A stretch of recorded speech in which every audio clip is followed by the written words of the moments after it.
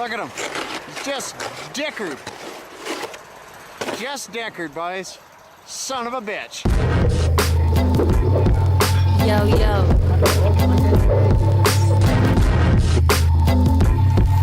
Class A, and macro.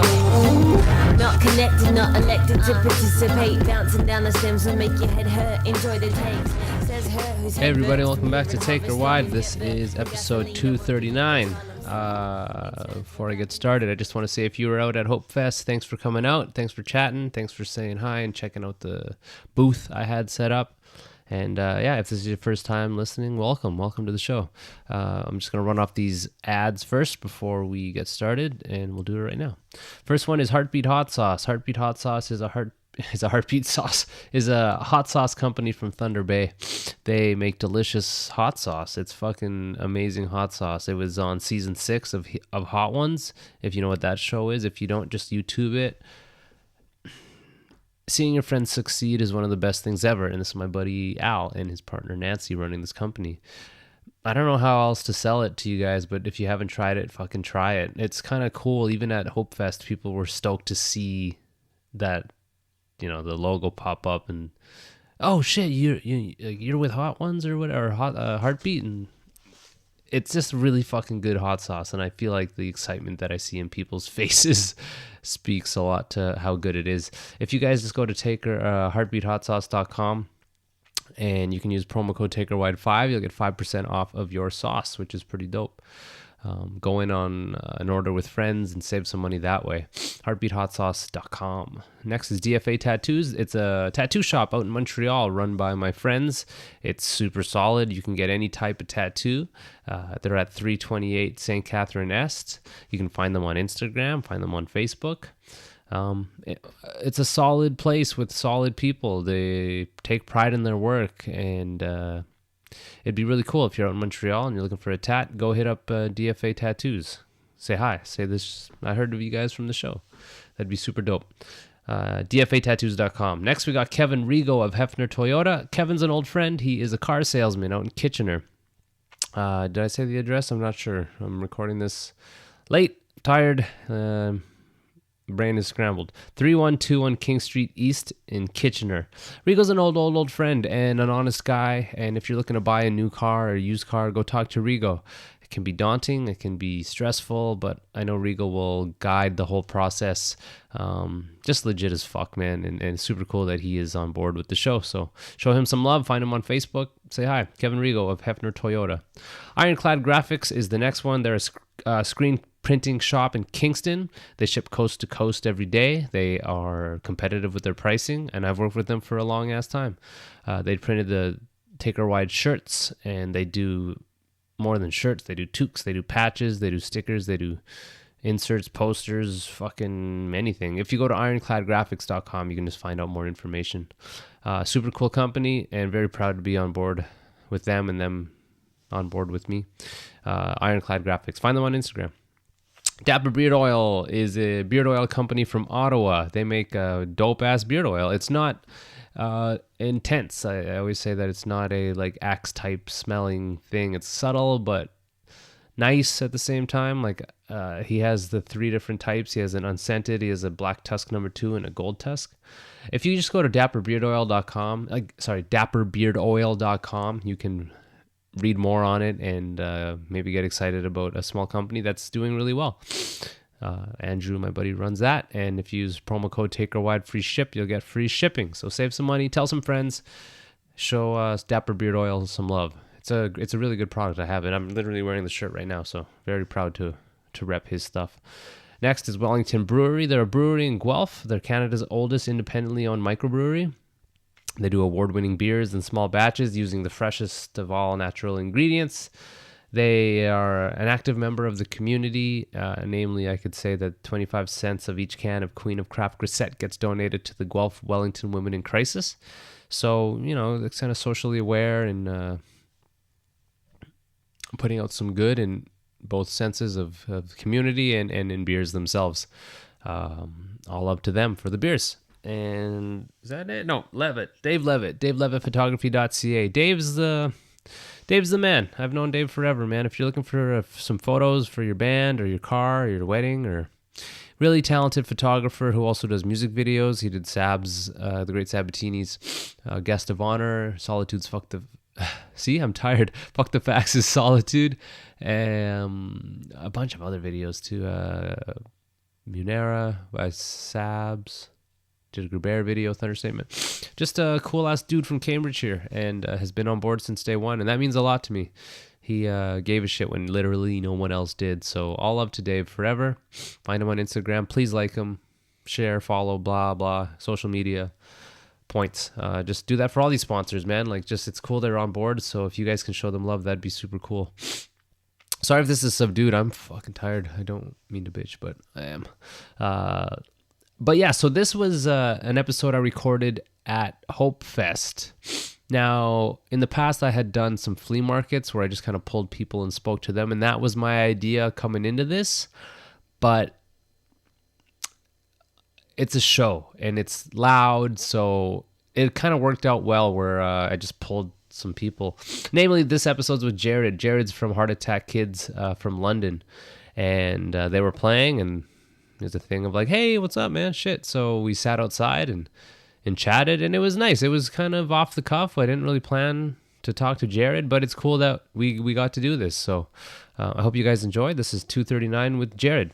So I'm at Hope Fest, and I knew you guys were playing, but I didn't really pay attention. I'm just trying to plan all this, like the back end of it. So it's cool to see you here. I'm here with Jared from Heart Attack Kids. How's it going? Good, man. Good. You said you played in Kingston yesterday? 2 days ago. 2 days ago? We had a day off yesterday. Are you on tour right now? So we just did the first run with the Flatliners and Cancer Bats. Okay, cool. Yeah, so we had 2 nights in Barrie and 1 in Kingston at the Mansion. Sweet. Yeah. Sweet. Is that, how long is that running then? So that was like the first leg. The second leg starts in December. Oh, okay. Yeah. Cool. So you know those guys? Like, how'd you get on that? Yeah, Liam actually is producing our new record. Oh, cool. Yeah. Awesome, so man. We played the first time with Cancer Bats, and it was about 4 or 5 years ago at Call the Office in London. Okay. And we've kind of been in contact with Liam and the rest of the band ever since. So That's where you guys are from, right? London? No? Okay. yeah. Yeah. Just, I guess, to get the listener up to speed, we played with you guys out east, and it was cool because it's, 2-piece. Like, Yeah, it was a lot of amps at that show. Yeah, I know. That's always funny, eh? It's like a 2-piece, and it's like more than most fucking bands. Yeah, it's like you're loading in, and people are watching you load in. It's like, they're almost done. Oh, there's another amp. Yeah, Oh, yeah. There's more cabs. Where's the other guys? It's like, I forgot I'm at home. Yeah. What is your setup on stage? So my setup right now is a high watt, 100 watt, high gain. Well, there's a lot of highs. But it's a 100 watt, high watt amp. Okay. Through Marshall 412. Yep. I swapped out all the speakers, but then I run a bass side, and it's either a PVT Max 500 or a Trainer Monoblock B. Okay. Through a Trainer 215. A 215? Yeah. Okay. Have you experimented with more? Like, how'd you kind of get to that? Like, well, I used to use 3 amps. I used a Vox AC32 for a little bit more mid-range.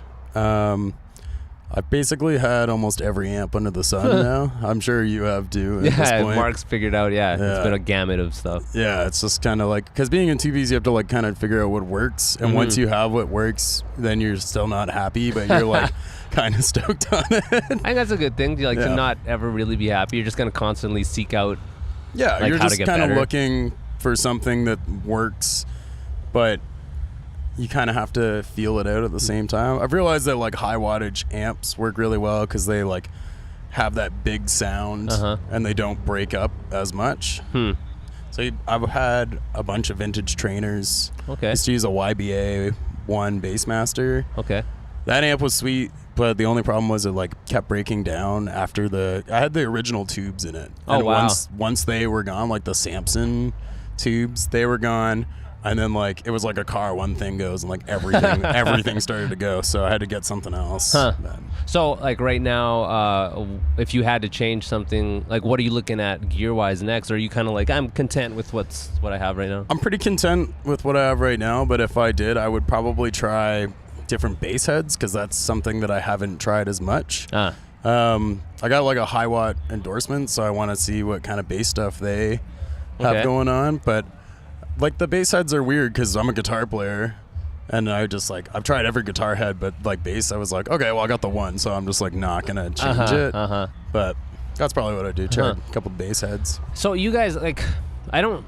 How is it always been a 2-piece or? Yeah. So we've when we first started, it wasn't like the idea to be a 2-piece, but it was the idea that basically we were gonna be like, oh, we'll try and find people to jam, but nobody was kind of fitting our schedules, so we just were like, okay, well, we have a show coming up, so we'll play it as a 2-piece. Okay. And then eventually, well, you know this probably too, like you just start writing songs as a 2-piece, Yeah. and then when you add somebody, you're like, no, this isn't gonna work now. We were a 3-piece, and then our guitar player went home, and then for us it was a question of like, do we add a guitar player or not? But it's like, yeah, fuck it. Let's start writing stuff, and it's like, let's just keep going with this momentum. Because I think it adds like an element of like, oh, that's so cool that it's like 2 dudes doing that instead of 3. Yeah.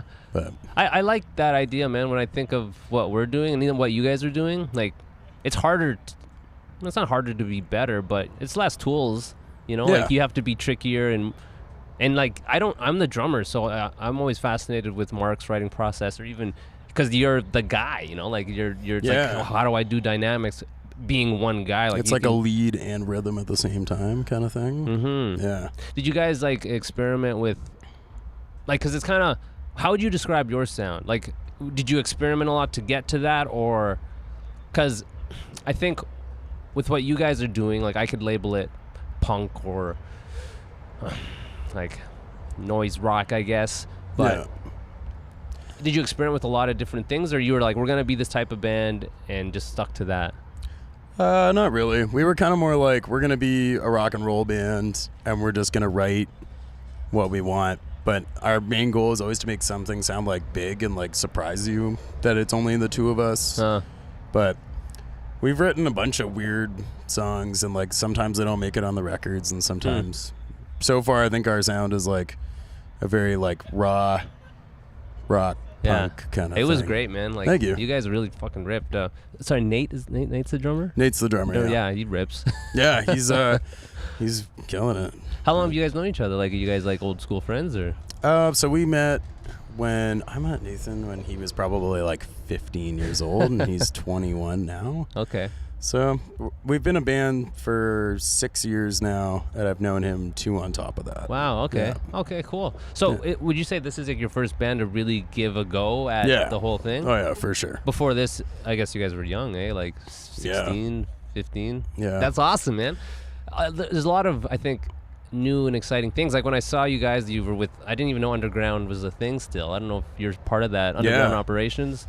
Well, they've shut down now, but we were the last thing to be put out by that label. Okay. Yeah. Okay, cool.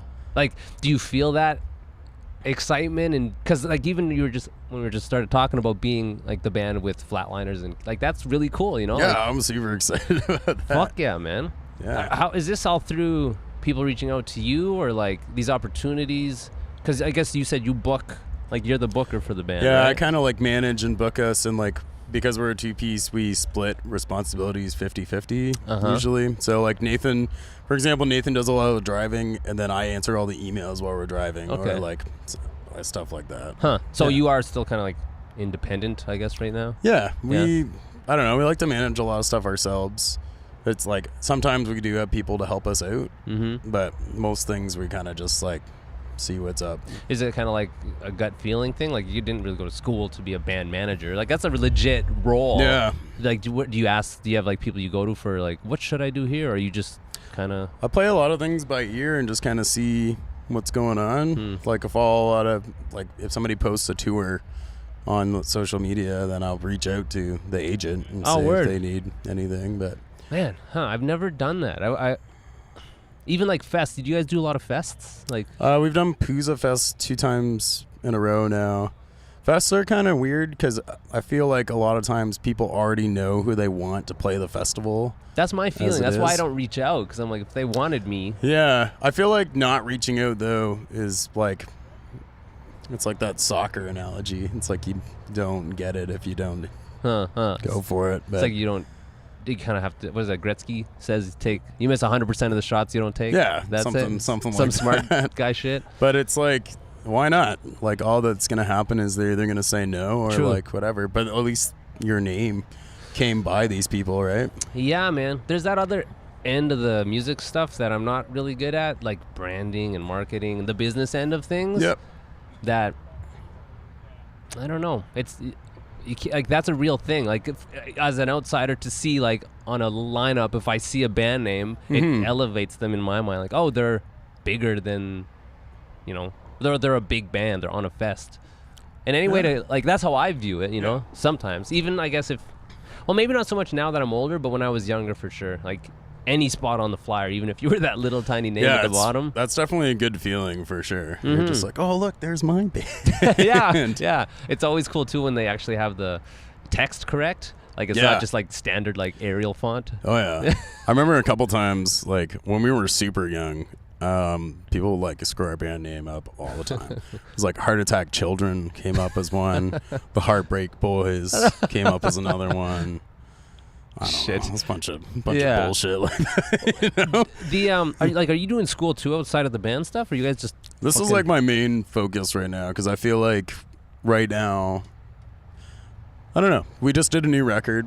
We just recorded a new record a couple weeks ago, and now we're doing these shows with Flatliners and Cancer Bats, and so I'm trying to see what else kind of comes along with that kind of stuff. Huh? But.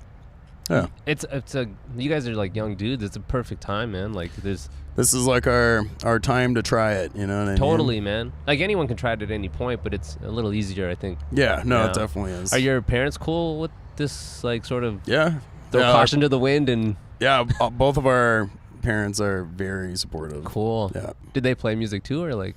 Yeah, so Nathan's dad is a old folk guy, and he writes children's songs. Oh, and shit. Stuff like that. My dad used to play guitar in like a couple like metal bands and stuff like that. Oh, sick! Really? Yeah. So did he have recordings like original stuff? No, I've never heard any of my dad's stuff, Oh. but I've heard Nathan's dad's stuff. Oh. And I think I might be wrong, but I think he wrote a song for Joel Plaskett at some point. Wow! Holy shit, eh? Yeah, something like that. But most people when I talk to them and ask them, most parents are cool. yeah, Like. They obviously see it's something that's driving you, and for them it must be cool to see the success, quote unquote success of like opening for another band, and like it's a real thing. It's not to diminish it, but doesn't mean you made it. It just. But it's a milestone, right? Yeah. That's really cool, man. So with booking, and you guys have done Canada. Yeah. Have you guys gone to Europe yet? We haven't done Europe yet. We started the States this year. Okay. So we got our visas, and we've been working on that kind of stuff. This year was a little weird for us, especially because we were trying to tour. Basically, we wrote a record, and we're like, okay, we're going to tour with this record, and then, like, smooth it out, get all the kinks out. But then we ended up changing 7 of the songs when we got back from the tour. Just from playing them live, or yeah, like? So Liam came and did... He was like, we should change these little parts. Okay. And we worked on the songs together, like Liam from Cancer Bats. And then we basically just learned all of the songs again in a week. And then the week after we went and recorded, and we finished the record in 2 days. Wow, Jesus. It was pretty mental. Was it live off the floor? How do you guys do it? So usually like our rule of thumb is like we do drums live off the floor with the first guitar. Okay. And then we'll do doubling with another guitar or a couple guitars or whatever, and then we'll do vocals and any kind of percussion kind of stuff too. Okay. Yeah. Okay, cool. Now so you did the States this year. Yep. And that was the first time. How was that? It was good. Yeah? It was really good. And it was Did you book it? The first one was booked by a band called Pseudo. Okay. They're from Toronto. They're great, actually. Pseudo? Okay, Yeah. I'll have to check it out. Yeah, for sure. Okay. And then I was working on the second one. Okay. Yeah. We did all like kind of East Coast stuff to go with our East Coast to Canada dates. Oh, okay. So you guys yeah. popped like in and out. Yeah, just like a circle kind of thing. Okay. Yeah. Cool. That's like the. I haven't done the States for a long time, but was it decent? Like the turnouts were okay and yeah, stuff? it was good. Played a lot of like weird places, and especially in like Brooklyn. Huh. Oh man, what was that place called? I don't know, but it was like people were like living outside of it, and it was an art space. I don't remember what it was called, but it was weird. Was it like, how was it? Like, was it intimidating? Because I've been to the States as a kid, but I think when I went with my band, it was like this other whole new thing. It was like, it's weird having to get like the work visa and stuff like that. That It's sucks. I feel like the scariest part for me was like the border itself, because you go in and like they take your fingerprint and like all that kind of stuff. Where'd you And- guys cross? In and Fredericton? Lansdowne. Lansdowne. We were the first one because we were in Montreal. We went like right after Pooza this Okay. year. So we were there. There's like nobody there. It's like 3 a.m. when we Fuck. crossed. Is it a small one? Is that a Yeah, small it was one? a really small one. There's like a couple guys complaining about how there's nothing to do and like Oh, fuck. there's like old Nicolas Cage movies playing on the TV. You know. Holy fuck. Yeah, it was like looked like corner gas kind of deal. I don't know. It was cool, though, because I worry about those small ones where they don't have anything better to do. It's like, let's just fuck with these people. I don't know. We just like we went in and it was fine. We were in and out of there in like 20 minutes and it was Fuck, eh? totally fine. Yeah. Okay. Did they hit you up about merch? Did they give a shit? So we drive like a minivan, and I'm pretty sure that if you drive a minivan and you're like, we're in a band, they're like, whatever, man. See you later. These chumps, look at this fucking broke-ass Yeah. Dodge Caravan. Yeah. It's like, you playing a band? Yeah, okay. See ya. Yo, whatever, like, helps the process, man. Yeah. I've had, in Fredericton, we crossed, and they gave us a hard time about our merch, made us turn around. We had to Yeah. mail, like, shit tons of merch back. And Oh. then, like, another time, they tell us something different. It's like security at a mall. Like, these people always have a different story. And it's just a job. I've experienced. It's never been fucking a good time crossing for me. No. That's good it was easy. Yeah, Especially as a first I'm glad it time. was easy. Yeah, I probably would have been pretty, like, I don't know, not as eager to go back if that had happened for sure. How much of your time does this take, man? Like what's your gig? Like, where do you work? Or I work at a printing company in London. Okay. It's called M&T. Nathan works at a record store called Groobs, and he works at Call the Office in the Y. Okay. Yeah, like, I just work throughout the week, and I work nights. So during the day, I just work on our stuff. Okay. Yeah.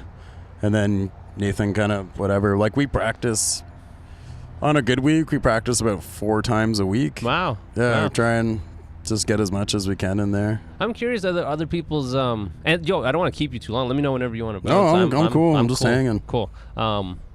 People's practice regiments. You know, is it running the set 2 times? Is it different paces? Like, how do you guys break it down? Ours is kind of weird. We, like, on a regular day, we'll kind of run through everything once. And, like, after we play 3 songs, we'll, like, discuss something that has come up. Like, hey, I got this email for this show. Oh, word, Do you okay. want to do this kind of thing? Because we were, like, you know, you're 5 feet apart from each other. Yeah. And you're like, I don't want to play this song right now. Hey, Yeah. what's up? Yeah. How's your day? Yeah. So that's kind of how it goes through. When we have like a big show or like a record coming up, we'll run through like the same song like 5 or 6 times and then move on and try Okay. and like get things worked out. I see. Yeah. But usually they're pretty relaxed. And as long as we're kind of nailing everything down, then they're just kind of like, okay, let's just run through everything. All right, you're cool. I'm cool. How strict are you with, I don't know, tightness and like, because obviously you guys can both play, but Yeah. I feel this has come up a lot where a fault of some bands is an unawareness of how tight and how good they are. Like, do you record them and like review them or like, I don't know. You know what I'm saying? Like, Yeah. Where you're kind of like, you almost need somebody else to listen to it. kind of. Sort of. Like you know, you'll know, but Yeah. I don't know. I think even myself, like I could benefit from even recording it to be like, okay, was that actually tight? Yeah, because I guess when you're playing it, you're like, well, maybe it was kind of thing. You feel like it is, but I don't know. Yeah. What we started doing now is we bought one of those like Zoom recorders. Okay.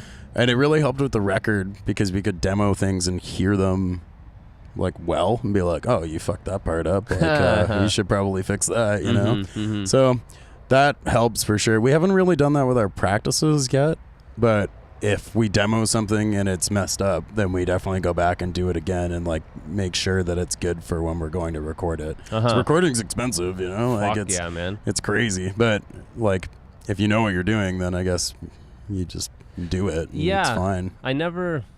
when I think of when I first started recording to now, it's like I literally like was writing parts in this like figuring things out and just wasting money. Fuck, you ever try to get a grant? You ever try those touring grants or recording grants? So we've gotten a couple grants, mostly for doing festivals out of town. Like if we do like Halifax Pop or Montreal Pop, we can get like a grant from Factor to go. Okay. Kind of thing like that.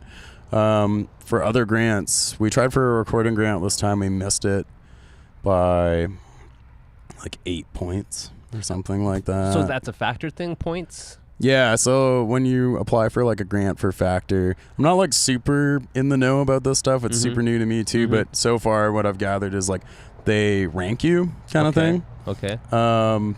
We applied for one that was like full production, full promotion. I think it was like 40 grand or something like that. Okay. And you have to get it's like a certain amount of points, but I just remember that it was only 8 points away. I was like, oh, man, seriously. It's like a typo in like the band name or something. Like they lose 8 points for this. And it's like, I don't like that guy's shirt. Like, Yeah. you know? We fulfilled our 2-piece quota. Yeah. Do you guys? Is it a registered business? Do you guys do the band like that? No, we haven't yet. It's next maybe. Or Yeah, we'll probably get there like sooner than later. Once we're touring like all the time, then I think we'll definitely do that. But like I was saying before, like this year has been a little weird. There's other years where we do like 150 dates a year. Fuck, man, that's a lot. It's a lot. It's definitely a lot. But it's kind of like, I don't know, we're trying to make this like our career, you know? I think like everybody on this festival, there's not a single band here that's not like, I don't want to do this, you know what I mean? But you know, I feel there's some people, literally the guest who I had on last was wanting this to be a job, but making moves to make it functional. Like it's possible.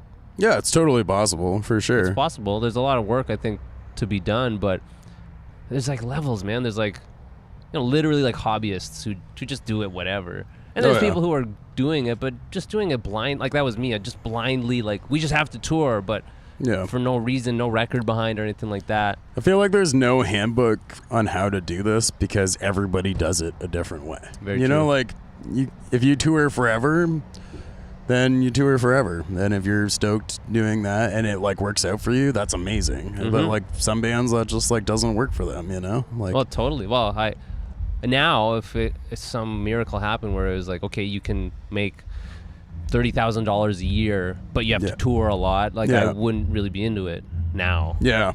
But at a time, maybe I would be. Yeah, that's right. There's no real book on how to do it. No. That's why I like talking to people. It's like, how are you doing it, you know? Yeah, well, it's interesting to hear. It's like, oh, well, we have a friend in this spot, and he helps us do this. Or like, we do everything ourselves. It's interesting. It's like every time I die, tours forever. Like those guys are on tour literally. I don't even know if they go home. They just live in the van. You know what I mean? Like I just saw an article on them the other day, and they're still staying in like shitty $50 hotel rooms and playing these small rooms because it's sweet, you know, and they like it. But like, it's, you know, that's what works for those guys. Yeah. But, yeah. It's a I don't know. It's a commitment for sure. But I feel like you have to like, I wonder if those guys have kids and. I imagine so. I imagine they have kids and families and stuff. Isn't one of them a wrestler now? Yeah, I think the guy Andy's a wrestler now. I keep meaning to go see him. I keep missing him every time they're in London. I'm so bummed. Fuck, man. Yeah. How did you start playing? Like, you know, you could have been doing anything else, but you're here, Hope Fest. Like, how, you know, when you were a kid, was your parents like, try this guitar? No, I didn't really sport. Not like a sport guy at all. But I think I used to do like a lot of karate. And then when I got really sick of karate, basically my parents were like, okay, but you have to find something to do. So my brother had asked for a guitar for Christmas, and he played it like one time. And then I ended up playing it a lot and like kind of teaching myself. And then I just was like, oh, I really like this. I know how to play Iron Man on the guitar. You know what I mean? So was that the first tune you learned? Or? Yeah. It was like the riff to Iron Man by Black Sick. Sabbath was the first one for sure. What was your first riff?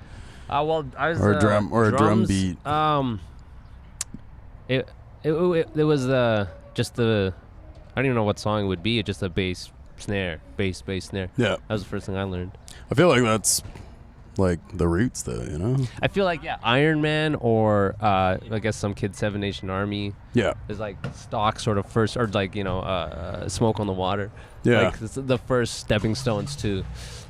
But like there's a path that everyone takes from that kid. So many of our friends like picked it up and dropped it. Like I don't know. Hey why? Man, I shot myself in the foot so hard on this though. Like, cause I was like, I'm gonna teach myself. I was like, I don't want to learn by anybody else. And then, like, even now, we had the day off yesterday, and our merch guy Alex is like doing whatever on the guitar. I'm like, oh, what was that? He's like, what? You don't know this? I was like, no, I don't know shit, man.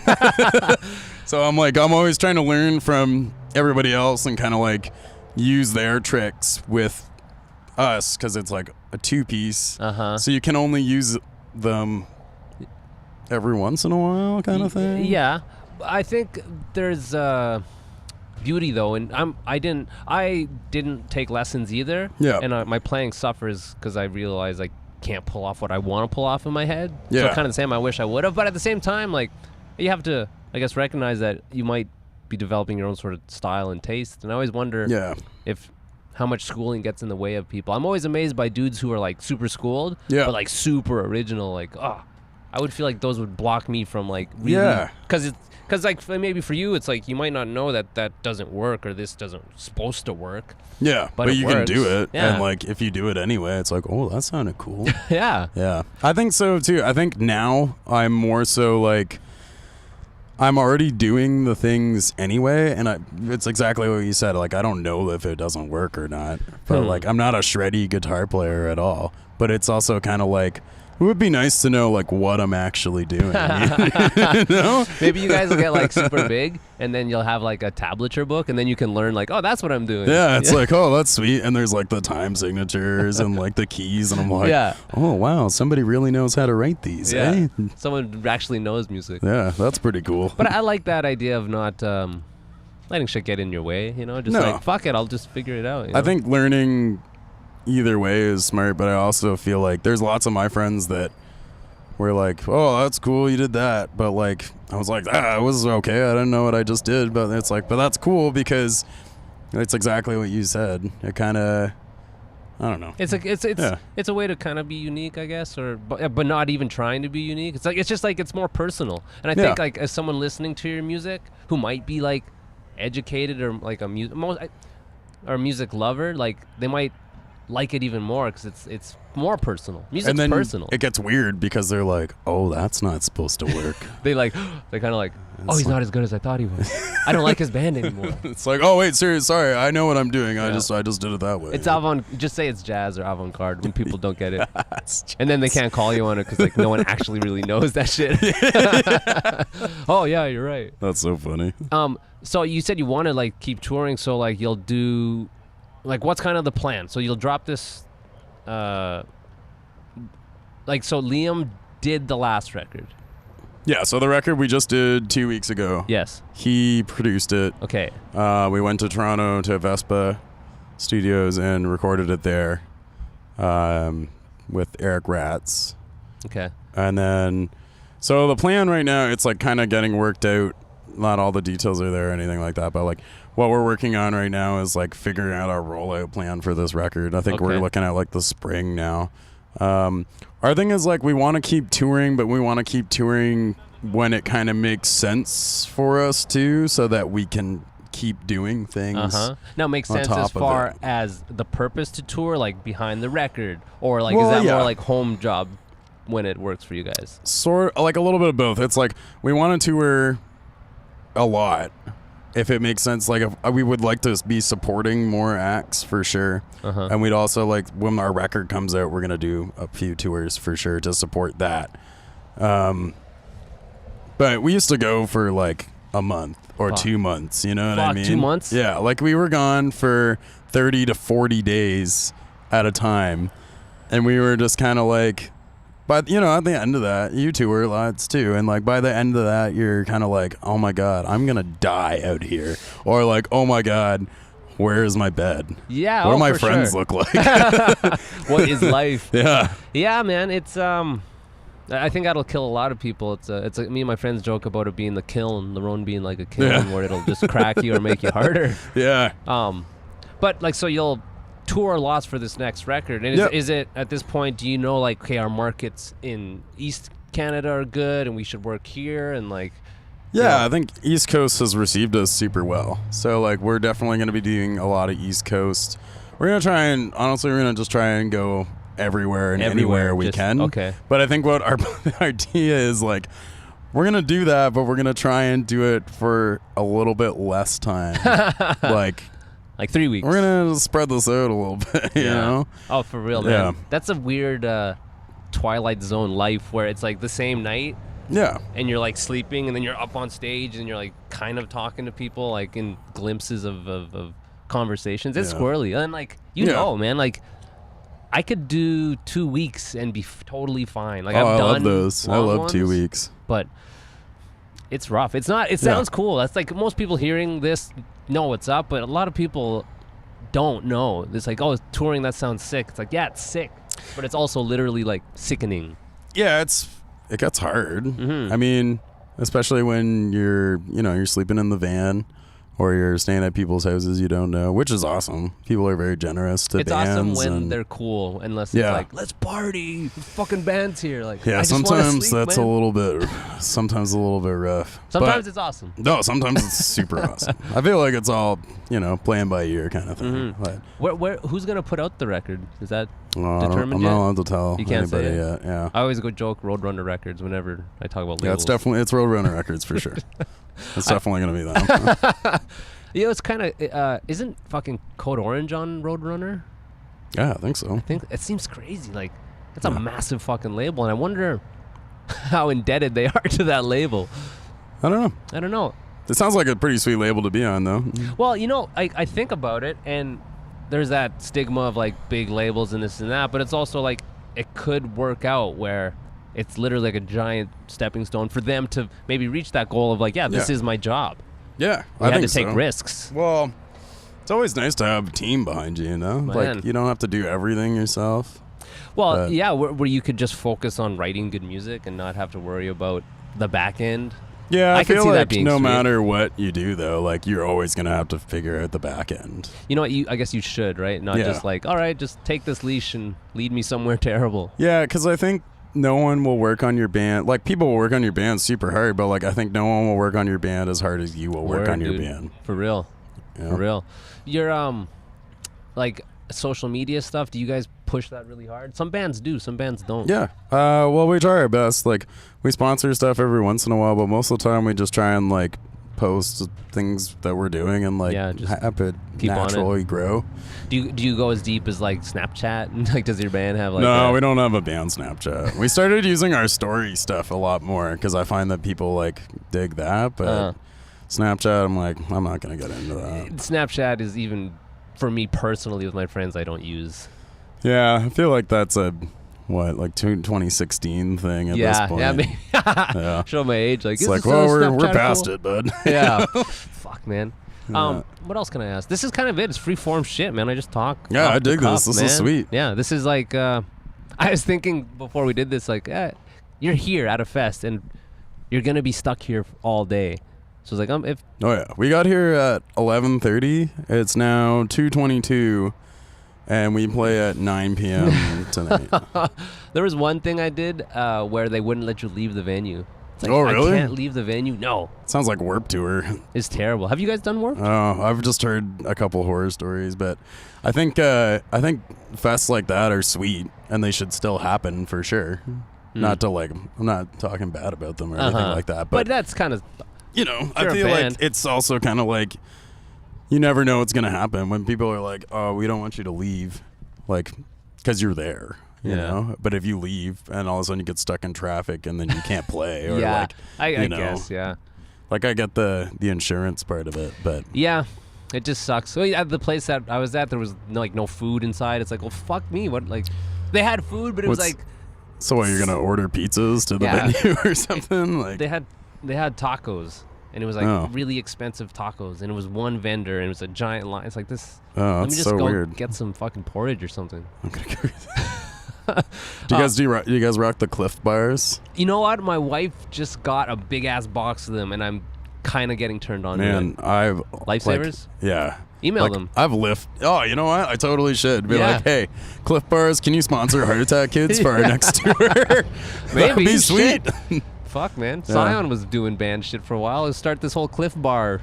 So maybe I'm gonna presents. have to get like a Cliff Bar like back patch for my jean jacket and stuff. Like That would be okay. Cliff Bars are good. Can I just throw like coupons off the stage kind of thing? Like it's like, thanks for coming to our show. Here's a free box of chocolate chip Cliff Bars. Before the set, you have Just to like pray throwing them out. Yeah. They're like t-shirts, like a cannon, a coupon cannon. Oh my god. No granola bar cannon. Fuck. Yeah, that's right. That's right. I don't know. I could get deadly. I could get Those are good though. Like, Yeah. what's your staples on the road for food? Cliff Bars. like cases of water. Yeah. Cliff Bars. Nathan's allergic to peanuts, so we have Wow Butter and squeezable jam. Oh man, the squeezable jam is hilarious. Like, I've never had it. Like, it's literally, it's just, like jam that you would get. You know when you go to like a breakfast place and they have the jam that's in that little container. Uh-huh. It's like that, but like imagine like a giant container of it, and you squeeze it out onto the bread.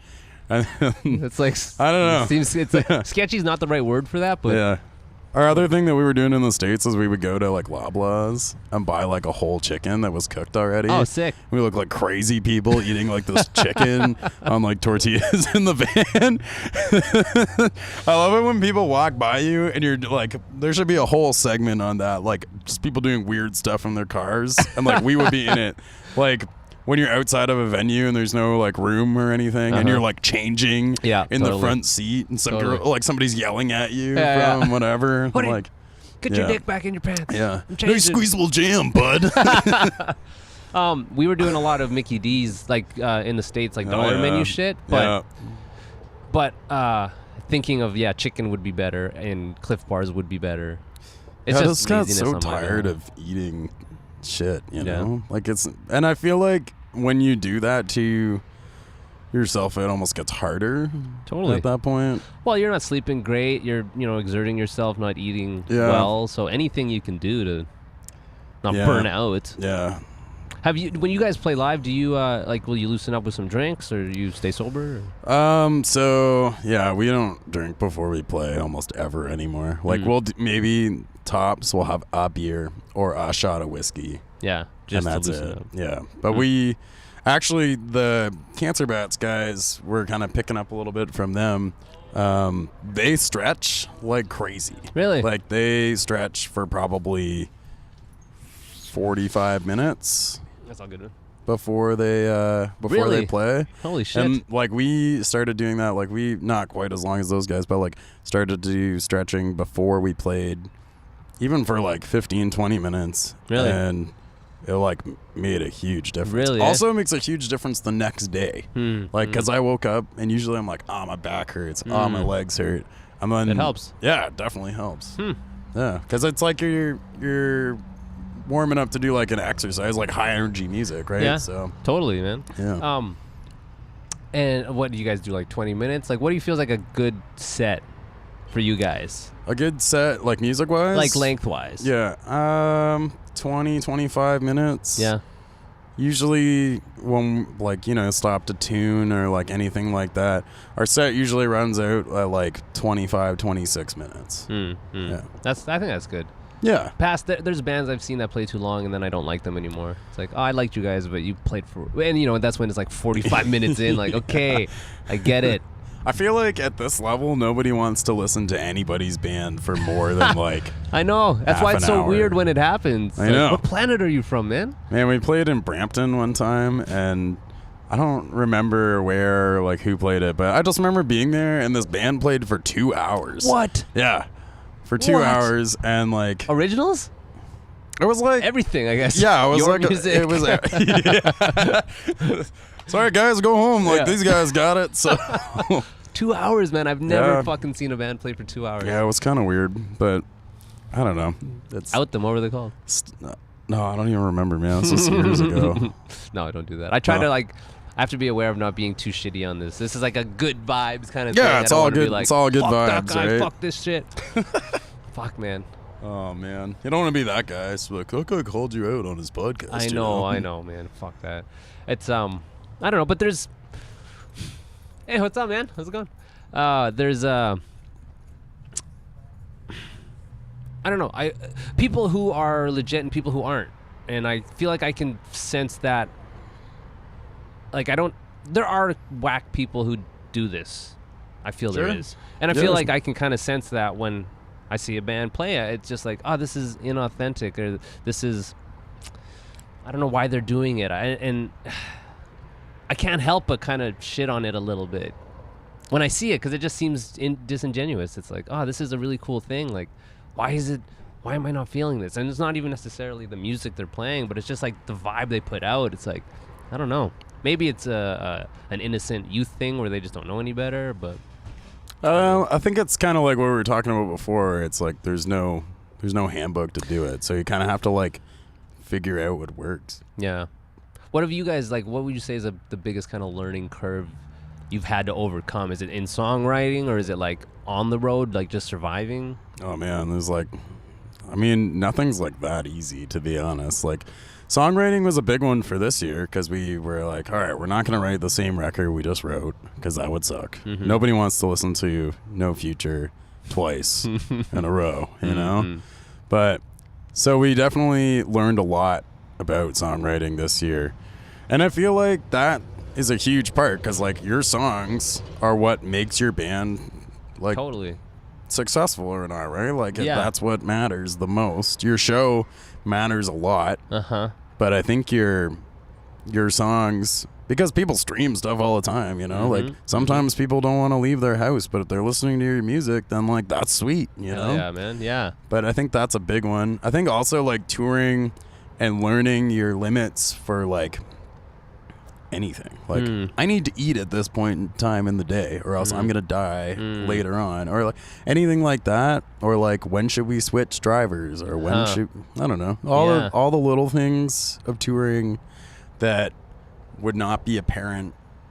I feel like nobody can just learn them Till you do them, I you guess. have to do it, you know? Like, so once you do that, Yeah. yeah. There's a lot of things to learn, I think, and like, especially I feel like the pace that you guys are on, like, cause I'm online and I can see blips, and I'm always like, oh, they're playing here, or you guys have a presence, at least in my social life online. Oh, I'm glad. Well, That's and great. Well, and I think that speaks to keeping busy and like I Yeah. feel like I don't know, the pace you guys are at is picking up, and it probably is kind of like a whirlwind of like, hey, figure this out, learn this, how do we do this better, da da da da da. But I think that's the thing. It's like you always have to see how you can do it better, yeah, and like trying to make everything you do interesting. You know? Now everything that being like the music and the merch and the Yeah. or Like, just personally, like I want to keep this interesting so I stay interested. no, I Not feel so like much that's trying really hard, and that shows through, I think. But like your merch and stuff like that, like I never want to print anything or make anything that's not representative of myself. Like if I make a shirt or we make t-shirts or whatever, it's like, would I wear that? Huh. And it's like, if the answer is yes, then I'm like, okay, cool. Well, then I can at least stand behind my own brand, you know? Like, Are you the guy picking the artists and stuff, or you guys it's, both? it's collective. Okay. It's definitely a collective effort. Oh, God. It's a curb. Yeah. Who do you guys work with? Like, who are some of the artists you guys? We just worked with a guy named Connor from Press Time. We worked with a guy named Owen Marshall, who's from London. Another guy from London named Jeremy Brunel. Oh, okay, cool. Yeah, I saw yeah. he did a poster for David Connor. Dave O'Connor. Yeah. That's how I was introduced. That guy's got dope shit, man. Yeah, he's great. What do you do? A poster or like a? He's done multiple posters for us. We have a 7-inch of a demo of the new record out, and he did a portrait of my face and Nathan's face. Cool. So it's like reversible.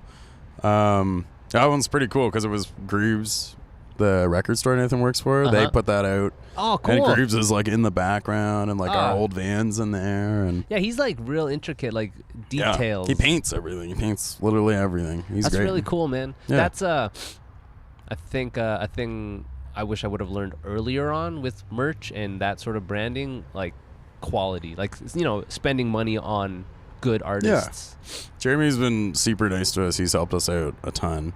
Owen did the No Future record cover. Has done a few shirts for us as well. Which one was the one that you guys had when I played with you guys? Was it like the white cover one? That's No Future. Okay. Yeah. Okay. Yeah. That shit's important, man.